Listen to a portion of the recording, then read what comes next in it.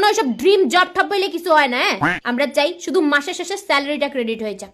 কাজ কেউ করতে চায় না। আমার তো ভাবতেই অবাক লাগে যে এই জবটা পাওয়ার জন্যই একটা সময় দিনরাত এক করছি, লোকজনদেরকে মিষ্টি খাওয়াইছি চাকরি পাওয়ার পরে, ভগবানকে প্রে করছি। আমার তো বিশ্বাসই হয় না যে এই চাকরিটা পাওয়ার জন্য আমি এত ইন্টারভিউ দিছি, যে চাকরিটাতে আমার এখন যাইতে অব্দি ইচ্ছা করে না। শোনো, চাকরি না পাওয়া অব্দি ওই চাকরিটা ভাল লাগে, পাওয়ার পর আর ভাল লাগে না। অর্ধেক সানডে তো আমার এইটা ভাইবেই মুড অফ থাকে যে কালকে মানডে অফিস যাইতে হবে। একটা সময় চাকরি হচ্ছিল না দেখে ডিপ্রেসড ছিলাম, এখন চাকরিতে যাইতে হবে দেখে ডিপ্রেসড।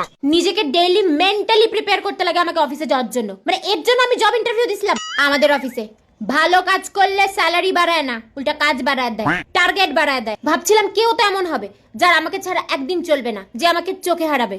কে জানতো এটা আমার অফিসের এইচআর। একদিন ছুটি চাইলে এদের কিডনিতে হার্ট অ্যাটাক চলে আসে, আমাকে ছাড়া ওদের একদিন চলে না। না, আমার প্রশ্ন, আমাদের অফিসে 2টা করে সিএল প্রত্যেক মাসে অ্যালট করা, তাহলে নিতে দেয় না কেন? আমার ছুটি আছে, আমি নিব।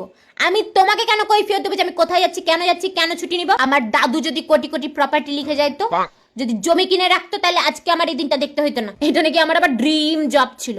আমার জব করতে ভালো লাগে, শুধু যাইতে ইচ্ছা করে না। আমি প্রত্যেকদিন নিজেকে মোটিভেট করি রিজাইন না করার জন্য। চাকরি পাওয়ার পর ফিনান্সিয়ালি তো স্টেবল হয়ে গেছি, কিন্তু দিনের পর দিন মেন্টালি আনস্টেবল হয়ে যাচ্ছি।